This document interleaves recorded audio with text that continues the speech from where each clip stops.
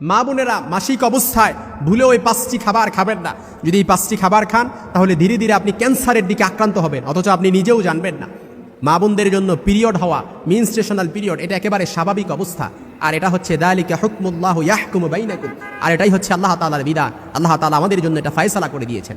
এজন্য মা বোনদের যে পিরিয়ড হয়, মেনস্ট্রুয়েশনাল পিরিয়ড, আমার মায়ের হয়, আমার বোনের হয়, আপনার মায়ের হয়, আপনার বোনের হয়, অনেকে লজ্জায় এগুলো বলতে চায় না, জানতে চায় না, অথচ এটা আল্লাহর বিধান। এটা লজ্জাকর কোনো বিষয় না, এটা একেবারে স্বাভাবিক বিষয়। রাসূলের মাধ্যমে আল্লাহ তাআলা বললেন, ওয়ায়াসআলুনাকা আনিল মাহিদি কুল হুয়া আযা। হে রাসূল, লোকেরা যখন আপনাকে হায়াত সম্পর্কে জিজ্ঞেস করে, আপনি বলে দেন এটা খুব কষ্টকর বিষয়। এই জন্য যে মা বোনরা হায়েজ অবস্থায় মেনস্ট্রুয়েশনাল পিরিয়ড হয় না, বুঝতে হবে ওই মা বোন অসুস্থ। ওই মা বোনকে সুস্থ করার জন্য হসপিটালে দৌড়াদৌড়ি করা হয়, অথচ যার হায়েজ হয় তার এটা হচ্ছে একটা সুস্থতার লক্ষণ। এই জন্য যে মা বোনদের, যে ছোট ছোট বোন আছে যারা নতুনভাবে মাসিক হয়, যাদের বড় বোন থাকলে আপনি আপনার ছোট বোনকে বলেন এই বিষয়গুলো খেয়াল করার জন্য, এই বিষয়গুলো বুঝান। যারা মা আছেন আপনি আপনার মেয়েকে এই পিরিয়ড সম্পর্কে তাদেরকে ভালো করে জ্ঞান দেন। এই জন্য যখন কোনো মা বোনদের মাসিক অবস্থায় যখন শুরু হয়ে যাবে, প্রত্যেক মাসে চন্দ্র মাসে যখন মাসিক শুরু হয়ে যায় তাদের, তখন এই 5টি খাবার ভুলেও খাওয়া যাবে না, যেটা মেডিকেল সায়েন্স প্রুভড করেছে, প্রমাণ করেছে। এর 1 নাম্বার হচ্ছে দুধ, চিজ বা দই। এই খাবারটা ভুল করেও খাওয়া যাবে না। দুধ, চিজ বা দই, এটা যদি আপনি খান তাহলে এটার মধ্যে এরকম কোনো অ্যাসিড রয়েছে, হরমোন রয়েছে, যেটা আপনাকে মারাত্মক লেভেলের আপনার ওপরে প্রভাব ফেলতে পারে এবং ধীরে ধীরে আপনাকে ক্যান্সারের দিকে ধাবিত করতে পারে। মেডিকেল সায়েন্স প্রুভড করেছে। 2 নাম্বার যে খাবারটি মাসিক অবস্থায় আমার মা বোনরা খেতে পারবে না, সেটা হচ্ছে জাঙ্ক ফুড।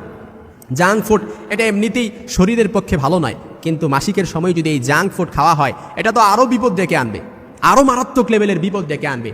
3 নাম্বার মাসিক অবস্থায় মা বোনরা যেই খাবারটি খাবে না, সেটা হচ্ছে তারা কোল্ড ড্রিঙ্কস, ঠান্ডা ড্রিঙ্কস, সফট ড্রিঙ্কস, এটা ফ্রিজের কোনো ড্রিঙ্কস তারা মাসিক অবস্থায় খেতে পারবে না।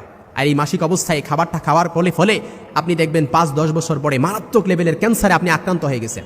মাসিক অবস্থায় আপনি যদি এই খাবারটা আপনি বেছে না খান, তাহলে এটা আপনাকে অবশ্যই 5-10 বছর পরে এটা আপনাকে ভুগতে হবে। এজন্য আমাদেরকে এটা অবশ্যই মেনে চলতে হবে। এজন্য কোল্ড ড্রিঙ্কস এটা খাওয়া যাবে না। একাধিক গবেষণায় এটাই প্রমাণ হয়েছে, যারা যে মা বোনেরা মাসিক অবস্থায় কোল্ড ড্রিঙ্কস খাবে, এই সময় এই ধরনের পানীয় খেলে ইউটেরাইন ওয়ালে রক্ত থেকে যায়, অর্থাৎ আপনার রক্ত থেকে যায়। এমনটা হতে থাকলে 5 থেকে 10 বছর পরে গিয়ে আপনি মারাত্মক ক্যান্সারে আক্রান্ত হওয়ার আশঙ্কা বহুগুণে বেড়ে যায়। এজন্য 4 নাম্বার যে খাবারটা আপনি মাসিক অবস্থায় খাওয়া যাবে না, সেটা হচ্ছে শশা। এই শশা খাওয়ার ফলে আপনার দেখা যায় যে শশা খাওয়ার ফলে নানা ধরনের সমস্যা হওয়ার আশঙ্কা তখন বেড়ে যায়। শশায় উপস্থিত কিছু উপাদান এ সময় শরীরের উপর খারাপ প্রভাব ফেলে। এজন্য পিরিয়ড থাকা অবস্থায় আপনি ভুল করেও শশা খাবেন না। 5 নাম্বার হচ্ছে আপনি কখনো লবণ খাবেন না, এমনকি লবণযুক্ত কোনো খাবারও তখন আপনি খাবেন না। এটা আপনার জন্য আপনার শরীরের উপরে খারাপ প্রভাব ফেলবে। এজন্য মা বোনেরা যখন মাসিক হবেন তখন আপনি ঘাবড়ানোর কোনো কিছু নেই। মাসিক হয়ে গেলে আপনি কি করবেন, তখন আপনার শরীরের যত্ন নেবেন। যে খাবারগুলো নিষিদ্ধ রয়েছে, চিকিৎসা বিজ্ঞান যে খাবারগুলো আপনাকে খাওয়ার জন্য নিষেধ করেছেন, এবং রাসূল সাল্লাল্লাহু আলাইহি ওয়াসাল্লামের সুন্নাহসম্মত কিছু খাবার আছে, তিব্বে নববী থেকে এই খাবারগুলো আপনি বেছে বেছে খান। আপনার শরীর সুস্থ থাকবে। স্বাস্থ্যই হচ্ছে সকল কিছুর মূল। এই সুস্থতায় শরীর কত বড় যে নিয়ামত। সূরাতুর রহমানের মধ্যে আল্লাহ তাআলা তখন বলেছেন, ফাবিআইয়ি আলাই রাব্বিকুমা তুকাযযিবান। এটি খুলে দেখেন, আল্লাহ তাআলা 1 বার নয়, 2 বার নয়, 33 বার আল্লাহ তাআলা কোরআন আল কারীমের সূরাতুর রহমানের মধ্যে এই কথাটি শরীরের ব্যাপারে, নিয়ামতের ব্যাপারে আল্লাহ তাআলা লিপিবদ্ধ করেছেন। ফাবিআইয়ি আলাই রাব্বিকুমা তুকাযযিবান। তোমরা আমার কোন কোন নিয়ামতকে স্বীকার করবে, তোমরা আমার কোন নিয়ামতকে স্বীকার করবে। আর নিয়ামতের ভেতরে সর্বোৎকৃষ্ট, সর্বোত্তম নিয়ামত হচ্ছে খাবার। শরীর সুস্থ থাকবে খাবারের মাধ্যমে, শরীর সুস্থ থাকবে খাবারের মাধ্যমে। এজন্য ওয়াসিহাতাকা কাবলা আন সাকামিক, হাদিসের ভাষায় বিশ্বনবী মুহাম্মদ সাল্লাল্লাহু আলাইহি ওয়াসাল্লাম বলেন, অসুস্থ হওয়ার আগে সুস্থতাকে কাজে লাগান।